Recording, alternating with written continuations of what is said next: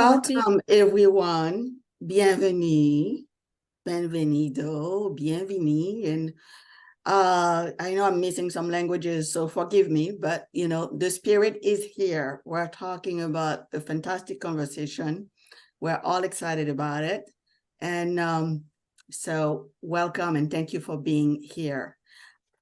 We are here to have what we call a courageous conversation.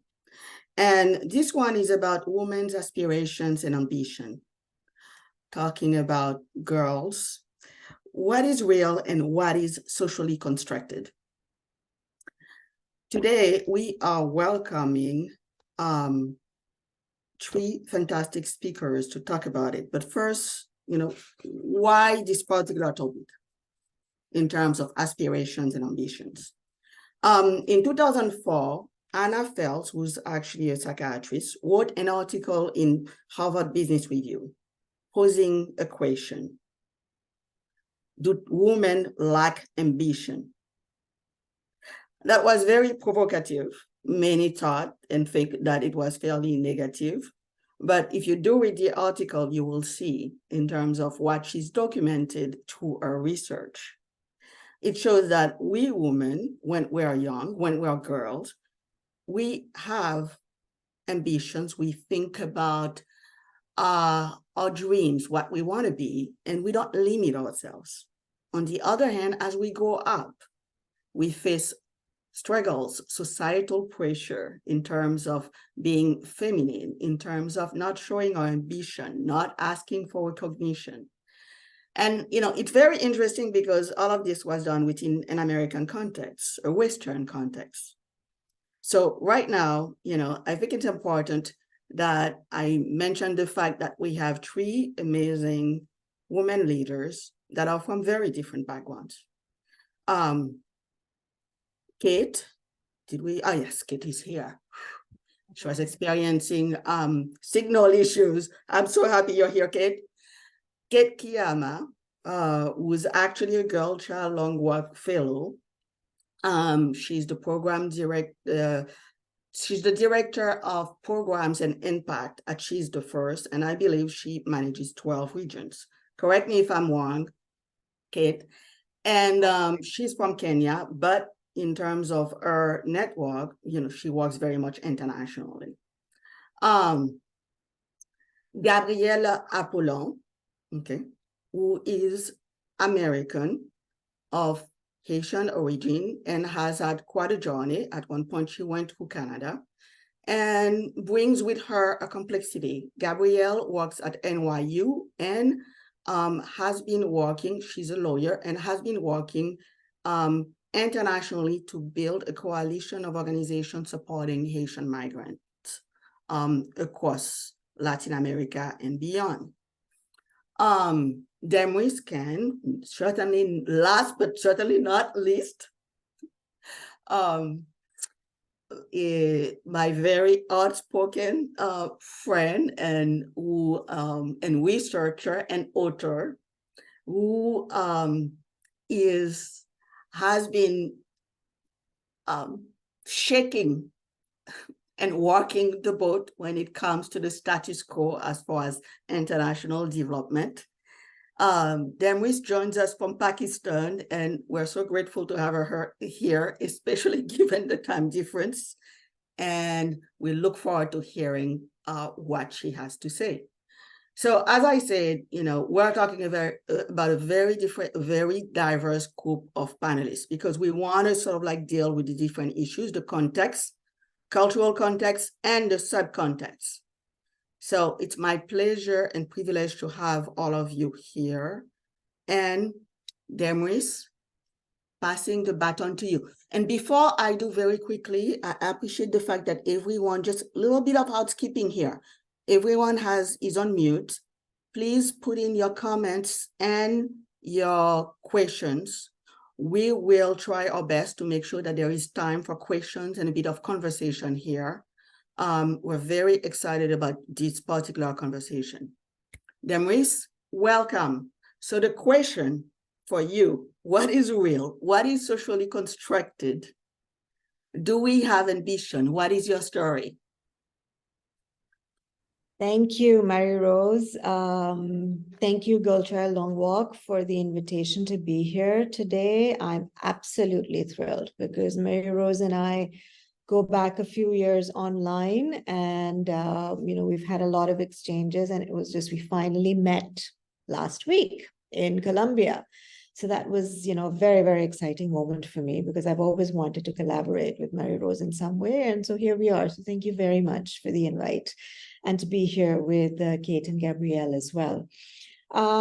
So as Mary Rose said, I'm from Pakistan. I'm based in Karachi, which is the largest city of the country. And I have been a development practitioner for almost close to 38 years now, just a couple of years short of 30 years. And I have worked in the field of what the development sector titles women's empowerment or women's development, and then later on gender. I've done a lot of work in that sector as a practitioner, as a project manager, as a researcher, as an evaluator, primarily in Pakistan, and a few years overseas as well, in Canada. And it's, I think, that we had a preliminary discussion with Gabrielle and Kate, and there are many similarities of the issues that women face across the world, both in Western countries as well as non-Western countries. But I think the context in which we all live in is very, very specific, even though the larger issues may be the same. So I come from a privileged background in Pakistan, privileged in the sense that I had access to an English education, British education in my case. I was able to go overseas to study. I got a scholarship to do my master's. And then I came back to Pakistan to work and to begin my career. So in that sense, my opportunities and my access has been very, very fortunate. A lot has to do with that. A lot of that has to do with my own family, because women in my family have been traditionally very highly educated. My mother has a master's degree. My aunts have a master's degree, which is rare for women in Pakistan. And they've been teachers their entire life. They've been working women their entire life. So I come from a family with a very strong line of women who have been out in the workforce as well as in society.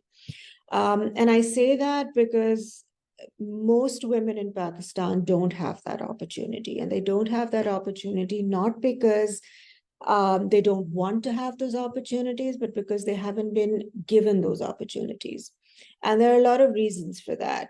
A lot of it is cultural. And fighting those cultural barriers which see women only being at home, as their space being only in the home, as a mother, as a wife, as a sister, as a daughter, is a very, very strong cultural aspect of Pakistan. And so breaking that barrier and for women to be able to leave the house and literally step out of the house physically is also a huge barrier that we face. So I was very, very fortunate, and I continue to be, that I belong to a family which at least believed that women must be independent, they must be educated, and they must go their own way. Most women in Pakistan, had they not been exposed to the amount of cultural control that we have over women and their bodies and their lives, would probably have thought exactly the same. The women that I've worked with in villages, in towns, in smaller cities, as well as in large urban centers like Karachi, all do have aspirations. They do want to be educated. They do want to have opportunities. They do want to step out of the house and have their own lives. They want to choose their own life partners. They want to decide whether or not they have children. They want to decide whether they want to remain in the country or leave the country. But the way our cultural and religious setup is that women are just not even allowed to approach those issues. From birth, they're told that you are supposed to stay in the house, you're supposed to not go to school, and if you do, we will only send you up till a particular grade. Beyond that, it's too risky to send a woman out into public where there are men. And then our job is to find you a good husband, good in quotes, whatever that means to the family. And we get you married off, and then you have children, and that's your life. You raise your children, you look after your husband. And so this has basically been the trajectory of Pakistani society over many decades. Despite that, we have a lot of women from very different backgrounds who have been very strong in fighting against this system and who have made something of themselves. I remember my mother's generation in the 60s and 70s was a very vibrant generation. That was a time where women were much freer than they are now. They were able to get educated. There was less of a cultural barrier to them than there is now. And that's perhaps because our governments were different. Our state was positioned differently. The religious element had not entered society and politics at that time. So women were much freer. And then we saw a change in Pakistan from the 80s onwards, when the Islamist regimes started to take over and the military regime started to take over, and women were classified as objects and subjects. I remember there was one sudden change in our lives when we used to watch TV, Pakistan television, the state-run television channels. And women were all over. There were newscasters, there were broadcasters, there were actresses, there were hosts. And they were able to be themselves. And then suddenly, when the Islamist regime came in, we saw women appearing on TV with their heads covered, which was never the case before. And that was a marked change in our society when we realized, okay, things are not going to be the same for women. So we've seen a lot of regression in our society.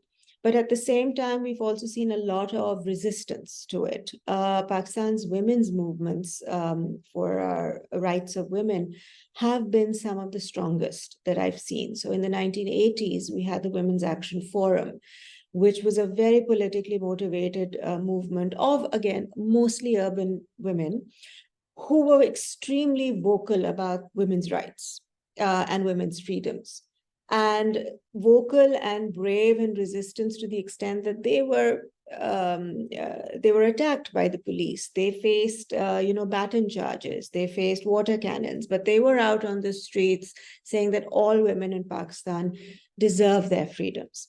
That movement was the beginning of change for women in Pakistan. However, being in the international development sector, it was not all rosy. So the women's movement, in a way, over the decades, got co-opted by the international development sector. So donors, when they poured into Pakistan at different points in time, started to take over the agenda of the women's movements, and it started to get very projectized.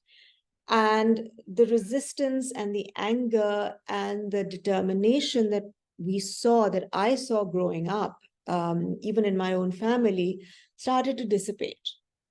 And so we lost that momentum halfway through into the 90s onwards. At the same time, Pakistan's political trajectory changed a lot. 9/11 happened. We started moving towards a more autocratic regime.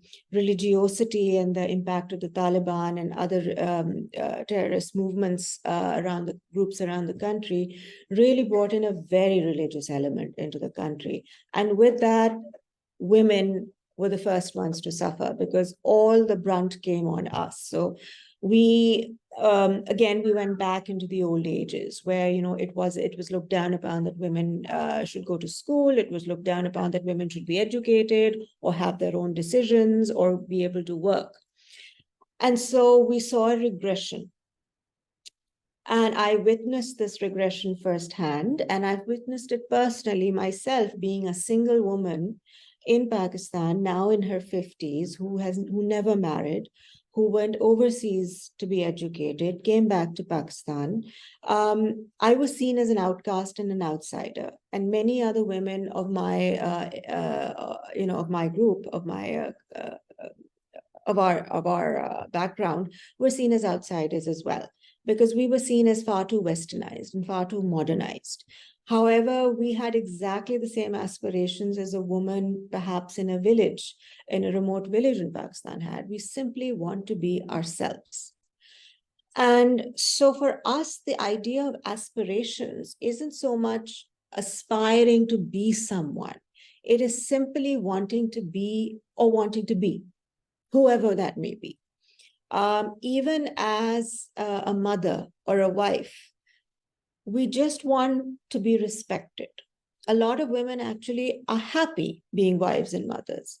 But even that positionality within the household is a very regressive one, where the husband or even the mother-in-law, in our culture, the mother-in-law is the epitome of a house. She controls the son and she controls the daughter-in-law. And she's been oppressed her whole life as a daughter-in-law herself.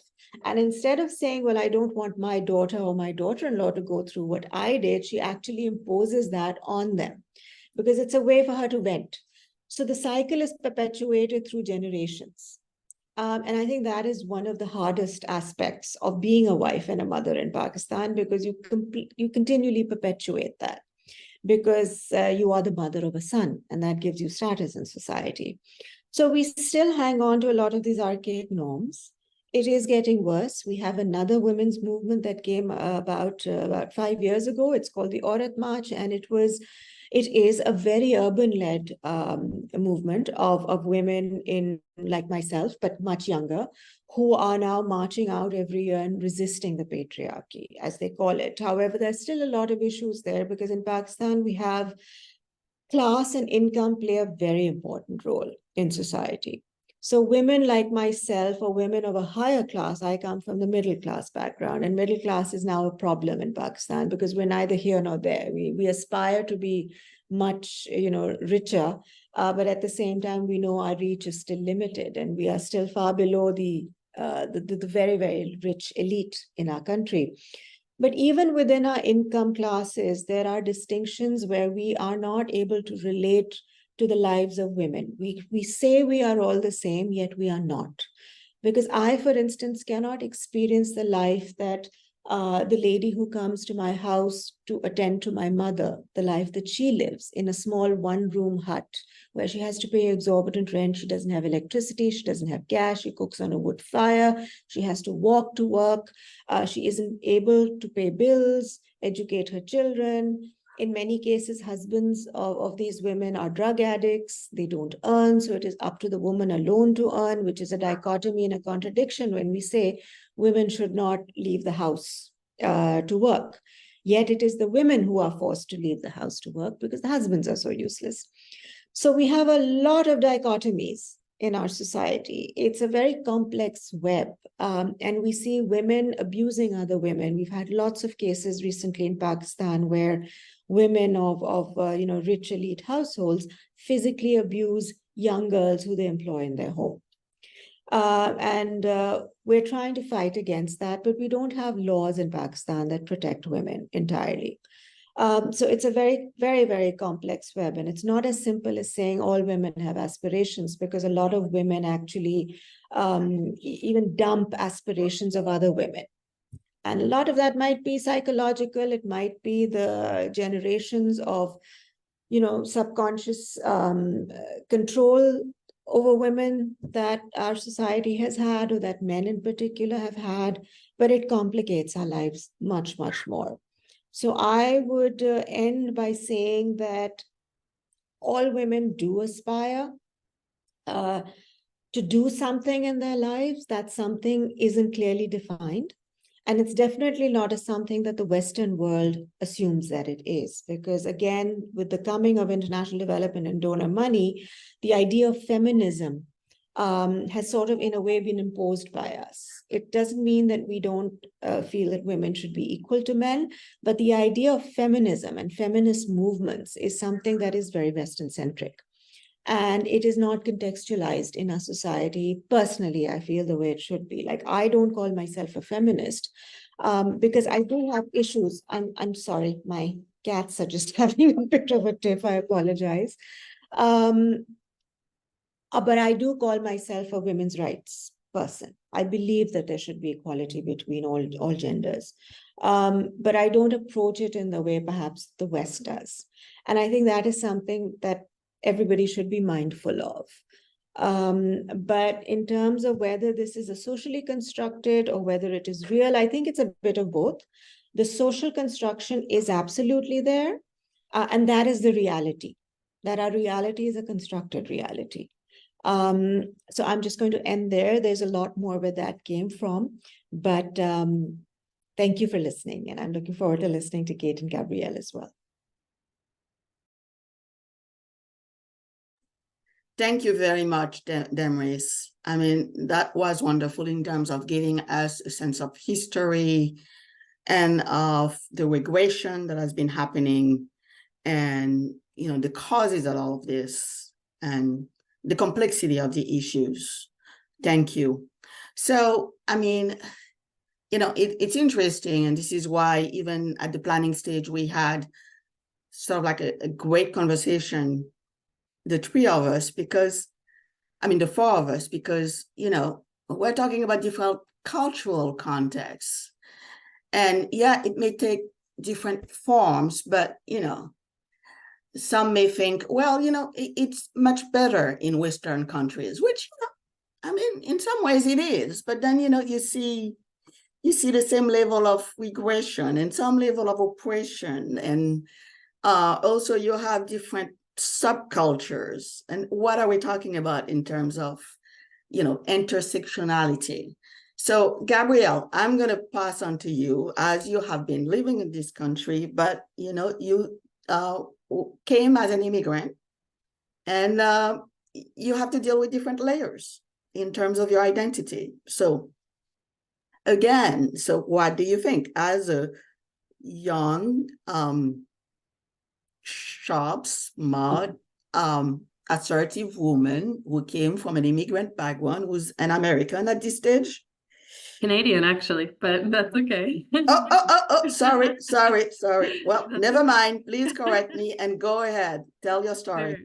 Thank you so much. And again, thank you to Marie Rose and to the Girl Child Project and everyone for this invitation. I'm excited to continue the conversation with you all. And I want to just thank them, Maurice, for starting off, I think already by complicating the narrative. And I think that's so important. So as Marie Rose mentioned, I'll share a bit about myself, about how I've seen these issues in reality play out in my particular and personal context in the U.S. But I'm also going to try to share a little bit about how I see this play out in my work and in the context of the network that Marie Rose mentioned that I coordinate, the Hemispheric Network for Haitian Migrants' Rights. Because I also really appreciate Marie's mentioning, our identities and our positionalities and the privilege that we hold, and also being able to look at this from, as Marie Rose mentioned, other angles, and what are other people experiencing as immigrants, as Black people. So I'm going to jump into all of that. So, I think, yes, obviously, and here I am, I'm a woman, but I think my experience as a woman in the US, as a Canadian, but living in the US for most of my life, is deeply shaped by the fact that I'm a Black woman, that I'm a woman of Haitian descent, that I'm an immigrant, and a formerly undocumented one at that. So I have not seen really having the privilege of only focusing on how my womanhood affects my realities or how I'm perceived in the world, because so much of the time my race is the primary lens or the first thing that people see and by which I'm viewed. And I mention that because I think, this article was a lot about the workplace, and I think it's important to note the complications, right? Because I think there's some broad generalizations that were made that probably apply to all women, but I think it's important, in order to actually see the uplifting of all women, you do have to start to look at the nuances and the specificities dependent on, as Marie Rose mentioned, the intersectionalities that people experience. And so, being a Black woman in the workplace, there are particular implications. Not only are, there's these beliefs in general about women and if they seek to be ambitious or whatnot, but Black women have an additional challenge of often either being seen or perceived as an angry Black woman, or seen or viewed as like more commandeering, or on the flip side, having people underestimate them and invisibilize or overlook them, not just because they're a woman, but also because they're Black. And obviously there's a long history that we don't have time to go into in the US and many other places of why that's the case. But I want to mention just a few stats, because I think that they're important to see really how these nuances actually have impact. So, people often talk about the Equal Pay Day, where it takes, the Equal Pay Day is, it takes an average woman a total of a lot more days than 365 days to actually make the same amount that a man makes in a day. So I think in 2022, it takes the average white woman a total of 439 days to make the equivalent of what an average white man makes in 365 days. And I was at a conference once where someone mentioned that. And I think that but they just mentioned women in general. And I knew that the stats were actually a lot worse for Black women. And it takes approximately 579 days for a Black woman to make the same amount. And for a Latina woman, it's actually 658 days. And so I mention that because I think that unless we tackle these issues of intersectionality, these issues that actually really have significant impacts, we aren't going to see the changes that we would want to see, and people being able to actually reach their ambitions or their aspirations. And so just another example of that so actually, I appreciate Marie-Rose, you mentioned, yes, I'm younger, and the stat actually is from the same year that I was born, 1988. And it was highlighting the differences how much the pay gap has diminished in that amount of time from 1988 to today. And I think this is important also. I'm sorry to start off with a ton of stats, but I just want to set the stage for the actual impacts, because within that time frame from 1988 to today, white women's earnings have changed from 64% to 79%. And then the gap is projected to close in 50 years. In that same time frame, Black women's earnings have changed from 4%, from 59% to 63%. And at that rate, the gap won't close for 350 years. So I share these because they actually matter. And unless we tackle these issues intersectionally, as I said, we're not going to see the changes that we need to see. But that has implications for the movements, right? So in order to advocate for all women, issues that impact Black women have to be included. You have to have an inclusive women's movement because I think, as we've seen in many things in our world, this isn't a trickle down reality. Not if you work for the broader whole, unless you're actually targeting the issues that are really challenging and really stunting the aspirations of women of color, of Black women, you're not going to see enough change. And so I also say that because I think that and I noticed this actually a little bit in the article. So this article is from 2004. And I think the fourth wave of feminism, actually, where people are trying to incorporate realities of intersectionality in the US, didn't really develop in great force. I think in terms of the broader movement until later on. And as some people say, like in the 2010s, obviously there were people speaking about this, and Black women speaking about this from a long time ago, whether you're talking about Sojourner Truth's Ain't I a Woman, or Angela Davis. But I mention this because I think that, unfortunately, even in this article, I think that sometimes when you paint a broad brush and you talk about women's experiences in general, you kind of erase the very different experiences that Black women may face, or women of color. She talked a little bit about the history of women, and when women started, going into professional school, and when women started having advancements in the workplace. And honestly, from my perspective, I'm like, yes, but what were those dates for Black women? And I know, unfortunately, that they were later. But I encourage, and the reason I start with this is because I think, especially for me, and I think that Marie's mentioned something like this, feminism and I think women's movements have to be able to be inclusive enough to incorporate all of your identity. I think for me, it's only when you don't have to choose one identity over another that when a movement actually becomes welcoming of all women. And I think especially when those concerns are a matter of life and death. So I'm a recent mom. My daughter is 17 months old today. And just to share a little bit more of the personal experience, a big part of my experience and processing pregnancy and childbirth was knowing the really disparate Black maternal health care outcomes in the country, in the US. So obviously we know that in other countries, maternal health care outcomes are even far more egregious. But here in the US, there are significant differences between the rates of maternal health care for women and white women and Black women. And so you're approximately 243% more likely to die of pregnancy or childbirth related complications if you're a Black woman in this country. And for me, that caused an extreme amount of fear and anxiety, because it wasn't just this is not something that is corrected by education, by income. These are realities that Beyonce and Serena Williams, just to mention a few, had near-death complications, near-death encounters. And I say this because I had incredible childbirth education classes and things where I was able to talk to all sorts of women about these realities, but there were only a few women in my life and Black women who actually really understood and experienced those particular challenges and fears that I had, which were legacies of enslavement and of racism and discrimination in this country. But I also ask myself, who's speaking up about Black maternal health care? Because what I've seen is it's primarily Black women, and it would be amazing if that was a more inclusive and more broad-based movement.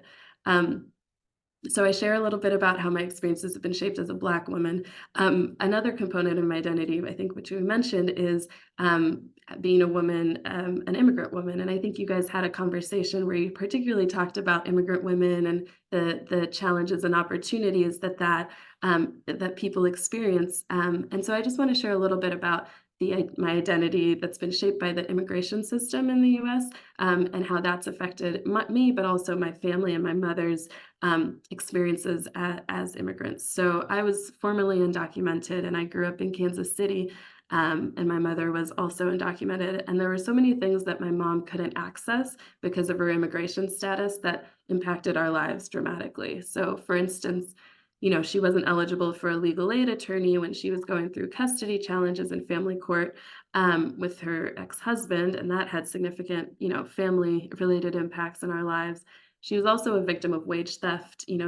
As you all probably know, employment opportunities are severely curtailed for people who don't have legal immigration status, and that led to us being, on and off homeless throughout a lot of my high school.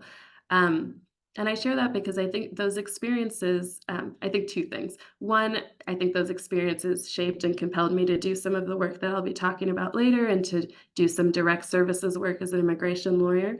But I also think this conversation today really made me reflect on what has enabled me to pursue a lot of the things that, from an outside perspective and from some of the things that I mentioned about my background, might have seemed out of reach.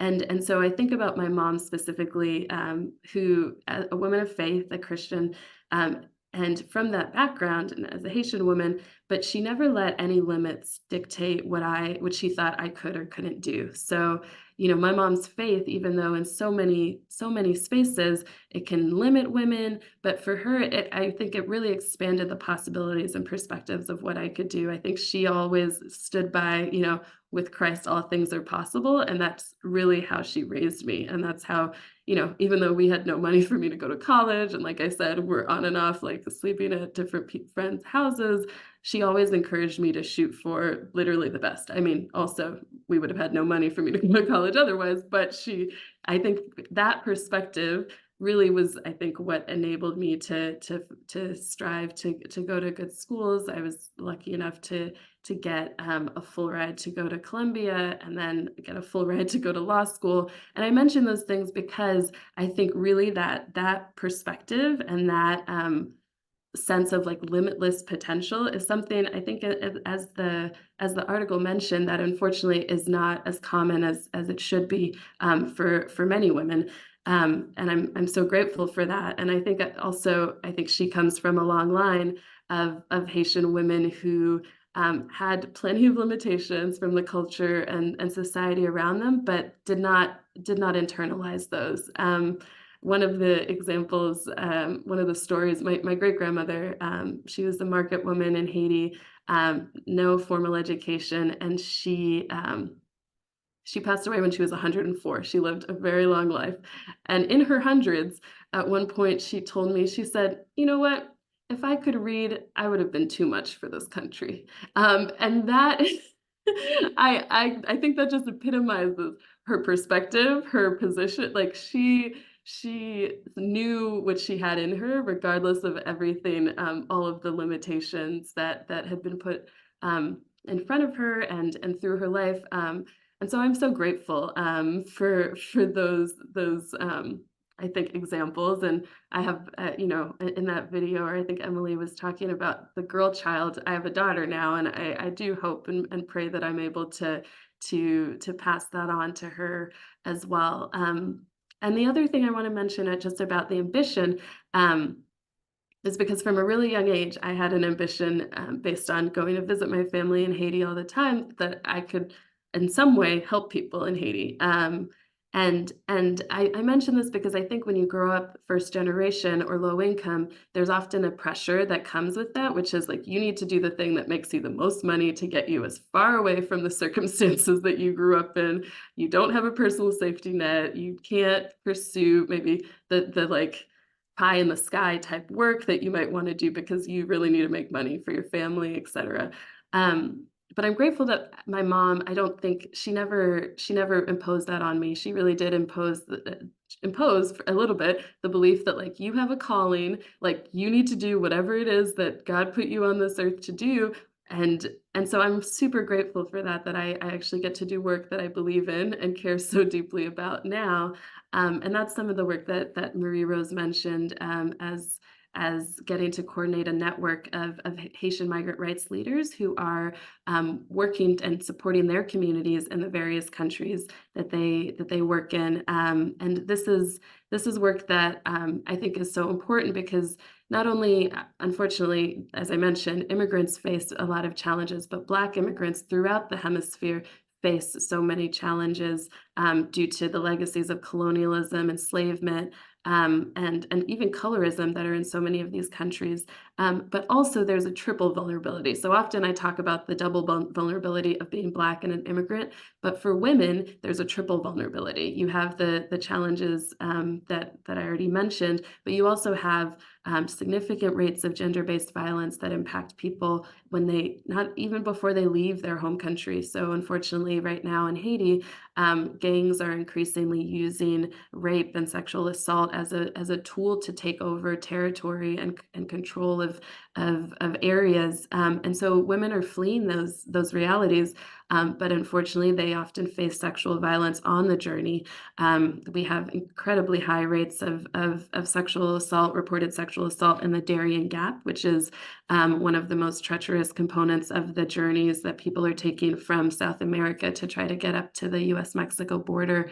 And then when people get here in the US, people are struggling to try to make ends meet. They're struggling to find proper housing. And so women are super vulnerable to exploitation, to try to make ends meet, to try to make things work for their families. And so in exchange for housing or exchange for work, people are subjected, unfortunately. And I know you all probably know these realities and situations even better, but these are some of the things that these are some of the reasons why, our network actually is over 60% women.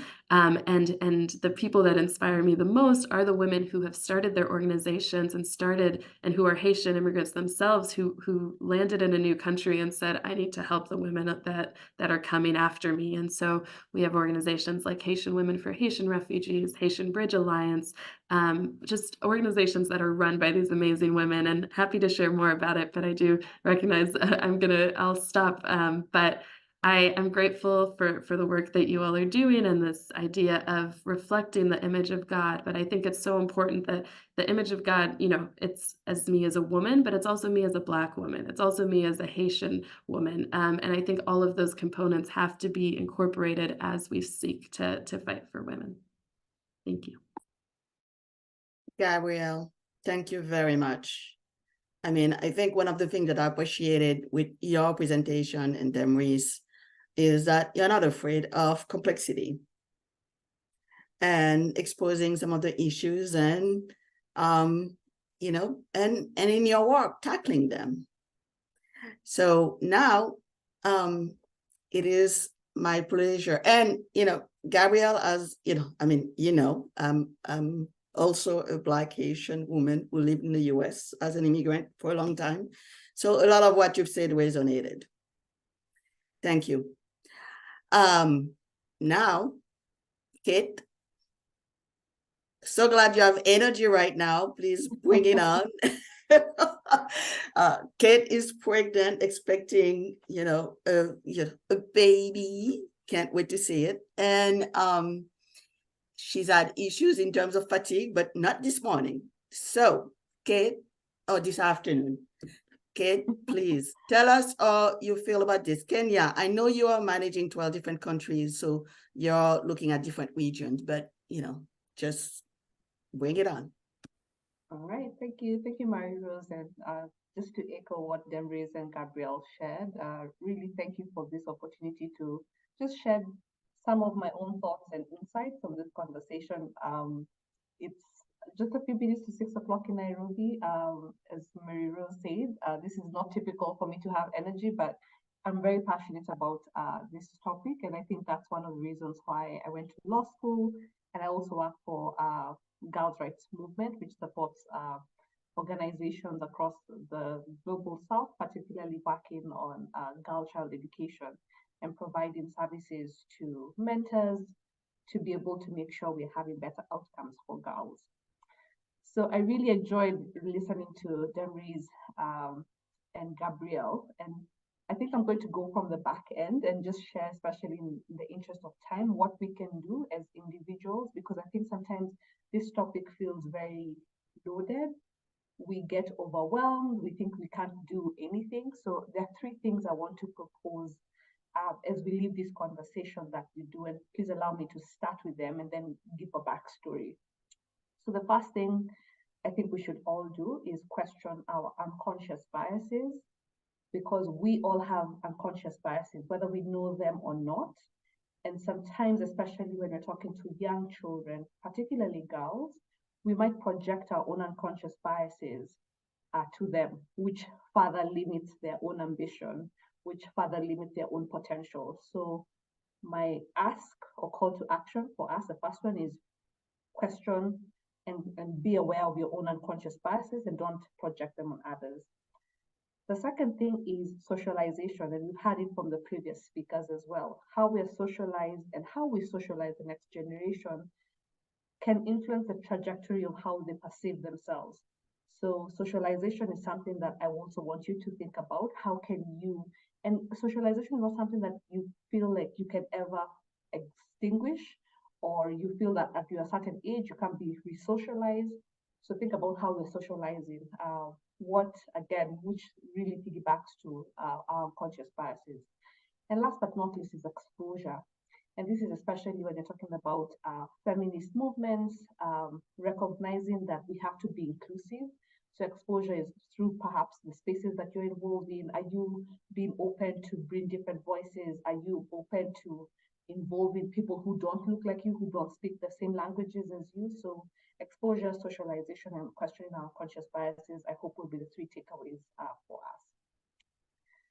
So when we think about this topic, why it gives me a lot of energy? It's because it gives me a lot of flashbacks, and I think it's Demrese who's shared. This is a very complex issue, but it's truly it's a social construct. Today, Kenya is celebrating 6 years of being a republic. Some of you might know my grandmother fought for independence of this country. She's still alive. And at that time, when we think about the role of women, it was very unheard of for women to take up arms to fight for their land. But when we think about the history specifically of Kenya, we know there are women who were fierce chiefs. When we think of Wangua Makeri, Mekatilili Wamwenza, for example, these were women in that time, historically, were leaders. So we grow up, and why I'm talking about socialization and exposure, there are things we tell girls particularly, that you shouldn't be bossy, you're too confident, you're too loud. There are words that are very positive when they say to the masculine counterpart, but they're very negative when they say to girls. I have my own theories that girls till age 9 truly are living their best lives because they don't have the limitations that we have projected on them. But when girls, and this I feel like is very typical, especially girls in the context that I work with, after 9 years old, become very aware of such language. When you tell a girl you're too bossy, you're too loud, you're too confident, X, Y, Z, she starts changing her behavior because she recognizes that this was not said with love. This was not said in an affirmative action. And I think for me as a person, this reality truly came to its full force when I was 13 years old. I was born up and grew up in Nairobi. I went to a Catholic boarding school, a national school at the outskirts of the city. And that was my first experience interacting with girls who are at risk of being married off, who are at risk of female genital mutilation, all the things that I'm sure you've all read. As a city girl in Nairobi, I thought this was so far removed from me. But when I went to this Catholic boarding school, it was a shelter for girls as well. During the holidays, you've been in boarding school for 3 months, you're very excited to go for the holidays. Many girls couldn't go home because they were at risk of being married off, they were at risk of dropping out of school, they're at risk of being forced to have X number of children at 13, 14 years old.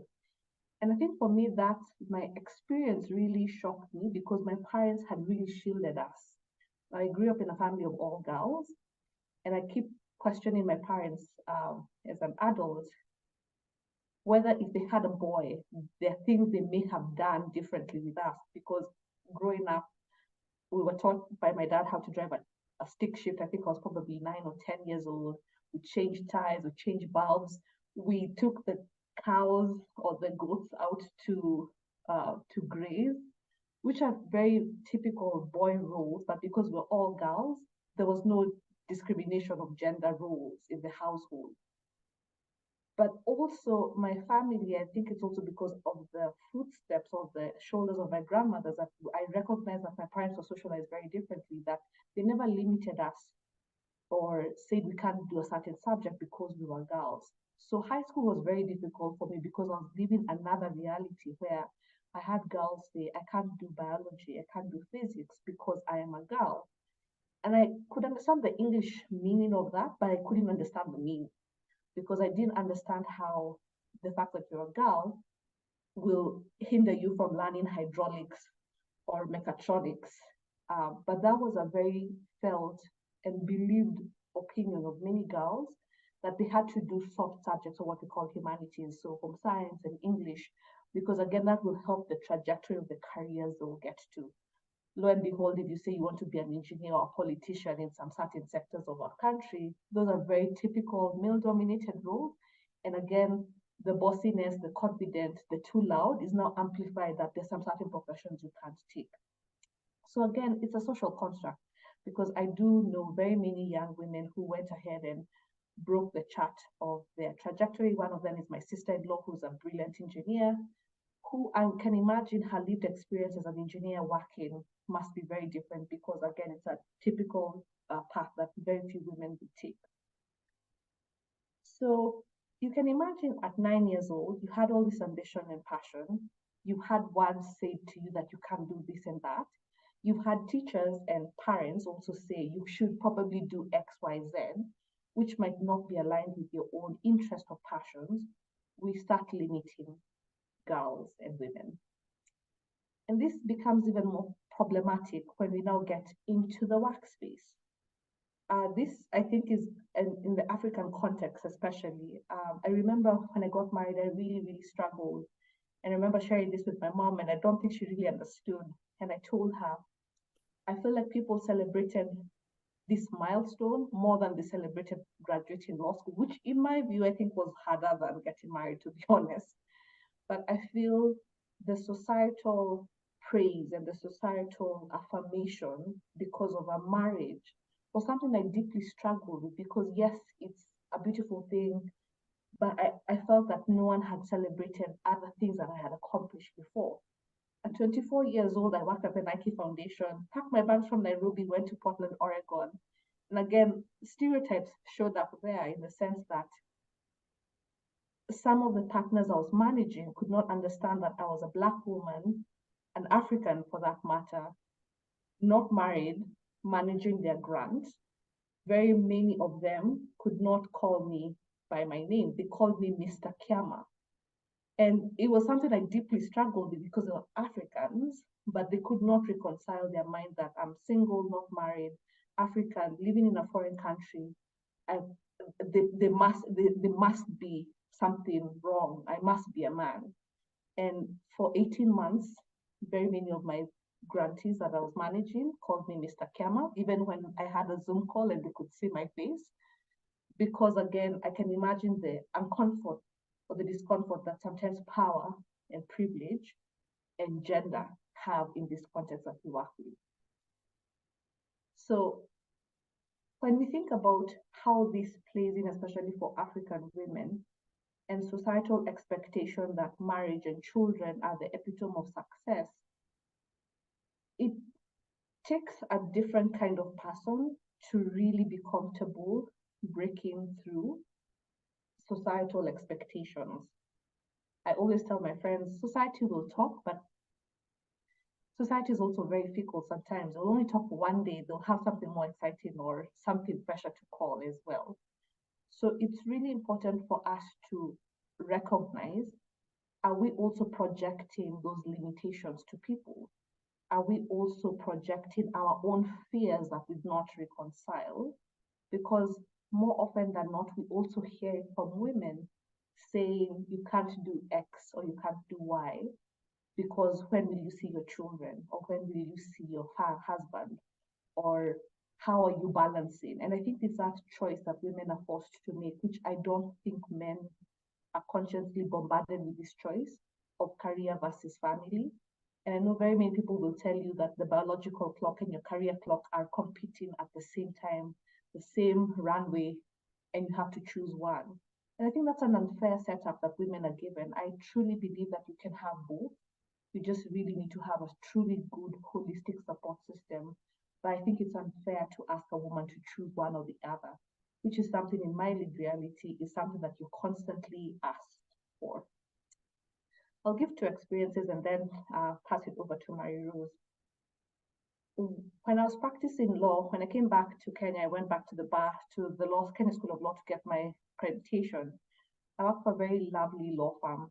And as all law firms, there's a very big boardroom table. And every week we would sit together and talk about our matters coming up for the next week and make sure we've divided workload. And on this particular day, the boardroom was not really full, but there was a seat at the head of the table, which I decided to sit in. And I remember two people, a gentleman and a woman, told me I have a leadership problem for wanting to sit at the head of the table. I think they thought that by saying that, I would get up and move to a more respectable seat, but I sat there because I said, if this is what a leadership problem is, this is a good problem I want to have. So again, projecting our own fears on others. If there is a reason you're not sitting on that table, please do not limit other people, male or female, who want to sit on that table. The second thing is, in life, we're always posed with challenges and opportunities. And I think sometimes it's always a very scary thing. And I always say hindsight is always 2020. When I was 24 years old, I had a long-term relationship with person X, we shall call. It's not my current husband. But I remember this person really, really pressured me to get married. And I was 24 years old. And I wanted to do life. I wanted to travel. I wanted to see the world. I wanted to. And I remember the narratives I had from people. They told me he's a good person. He's not violent. He was the proverbial tall, dark. He was 6'2", I think. And I remember asking my mom, when you got married, did you have the fears and the anxieties and just not being ready? And my mom told me, you'll always have perhaps a few doubts, but you shouldn't be feeling the level of anxiety you're having. And I didn't have any reasonable justification to break off this union. But I remember being very confused as a 24-year-old girl, because again, societal expectation was I should be jumping up my feet with excitement and glee. But I knew there was something inherently wrong with that. And till today, I do have some people who don't talk to me, which perhaps is good riddance, because then it also shows you your friends from the shaft. But again, projecting our own values or our own wishes on other people is something that can really limit, because I wanted something that perhaps was unheard of, to travel the world, to do X, Y, Z, to live on my own, because that's something I definitely did want to have the experience of living on my own, figuring out which soap I like, because all the soaps I like were probably because my mom chose a soap because it was her house. And I think people really struggle with that decision. So my takeaway is for us not to be the same people who will perpetrate, as we've heard from the previous speakers. This cycle can repeat itself. We have to catch our own unconscious biases. Perhaps we have our own fears that will refuse us to sit at the head of the table. We need to catch our own unconscious bias so we don't limit other girls and other women within our spheres of influence. The second thing, as I said, socialization. We have to recognize that different socialization experience help us be able to break the norm. But that does not mean that we should be vain and conceited and proud and sit that just because we're seated in this space that we didn't go through some experiences that other women are facing. We shouldn't be blind to those experiences. We have to want to do better. We have to speak up. When we see atrocities and we see injustices, it behooves us to speak up, because there are reasons why some people don't have voice. But even as we purport to be agents for those who don't have their voice, we need to be careful not to eliminate them completely. We have to build their agency so that then they can have voice and they can have truly a seat at the table. And then last but not least is exposure. Exposure is so, so important for us to be able to change this. When we think about, especially in our context, child preference is really, really important. And maybe there's some of us who have preferences of whether we want to have a boy or whether we want to have a girl. That inherently can also pass on biases if you get the child of the opposite gender that you want to. Exposure is really important for us to be able to catch some of these things. But as we said, and I think all the speakers have articulated this well, these are all social constructs, and society is ever evolving. So society can change. Society is not static. What worked can change. And as we've said, especially in the Kenyan context, when you think historically, we had women leaders, we had women chiefs, we had women taking up roles that were predominantly considered male. But this narrative that today you have to have very unseen roles, which are often, to Gabrielle's point, are often less remunerated, less exposure, less visibility, is not a fair thing to ask women. Women should be allowed, and girls, to choose which path, whichever sets their soul on fire, is what we should be excited about doing. So I hope that was helpful, and thank you so much for this opportunity once again. And I hope we can continue engaging and catching our unconscious biases in this process and in this journey of life as well. Thank you so much, Kate. And it's very interesting because, I mean, what I see with all of you, you come from such different backgrounds, but then you question. You want more, you don't want to fit in the mold, but you feel and you experience the societal pressure. And it's not just as women. I mean, you think about, you, Gabrielle, the different layers as an immigrant, as a Haitian woman, as a Black woman in a country that is not welcoming of immigrants and expect Black women to know their place.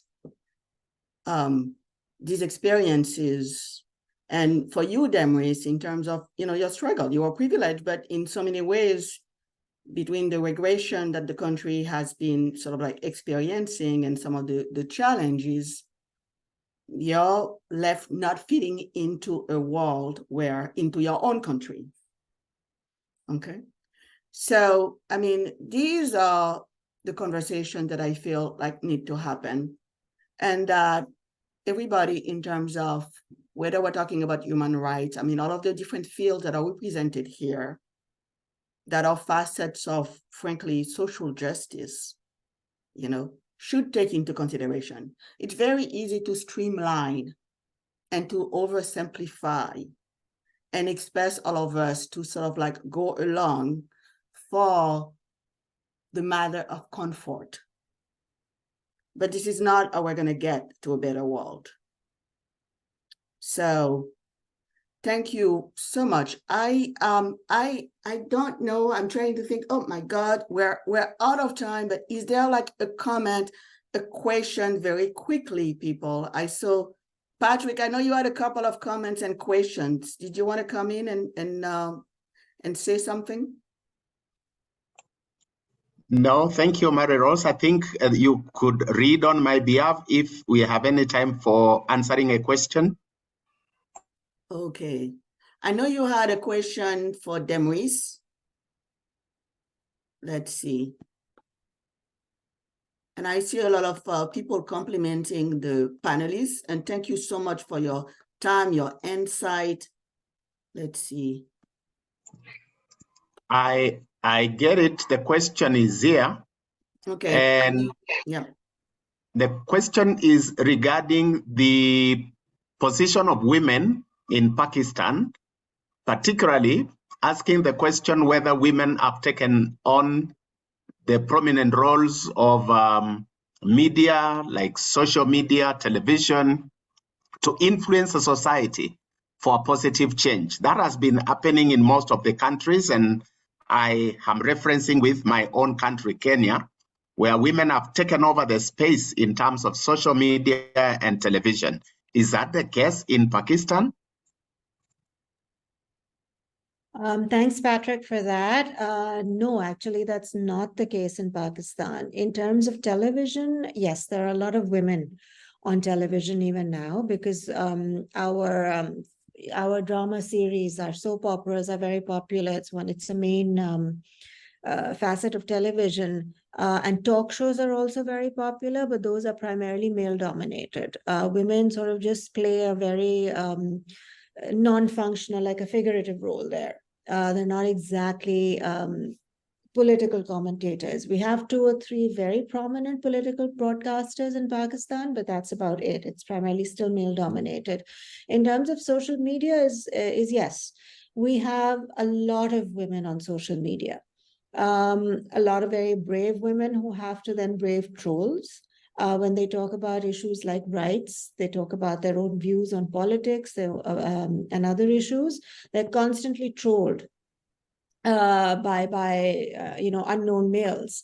And so it's a very, very difficult and rocky terrain. Even I have to be very careful when what I put up. I don't sort of keep quiet, but it's just a very treacherous, social media is a very treacherous area for women. It's like an open season. The one thing that I would say that women are also involved in perpetuating a lot of the stereotypes through our soap operas, and they take on roles that actually do demean women a lot. And that is very difficult to understand why these women actresses are portraying characters that are very demeaning to women. Some women are speaking out about that, actresses, and saying that, they're forced to take it because there are no good scripts, there are no good roles, but they have to keep being employed. But in terms of television, the role of women is still, the jury's out on that. It's still a very male-dominated profession, and all our writers, script writers, are also men who don't know how to write good roles for women, positive roles for women. And social media is a minefield, as it is globally. But I think it is also an outlet for many women in Pakistan. TikTok is extremely popular among women in all classes. Any woman who has a phone is on TikTok. And that's not particularly helpful because they still don't know how to navigate social media. And it's all about form, not functionality. So I hope that answers your question. Well, thank you very much. For me, it's fascinating looking at sort of like the diverse contexts and all of your stories and your analysis. So I really want to thank all of you. We are out of time. It always feels like we want more time. Dominic and Emily, do you want to say a word, to wrap this up? But I'm very thankful for your insights, your time, and we will be sharing this video, and please share the recording, as I think that this is a very important conversation. We're experiencing a backlash against women, and things are moving backward in so many ways. We can't wait and not do anything. Emily or Dominic, is there anything that you would like to add and to wrap things up? Nothing? Hey, Maria Rose.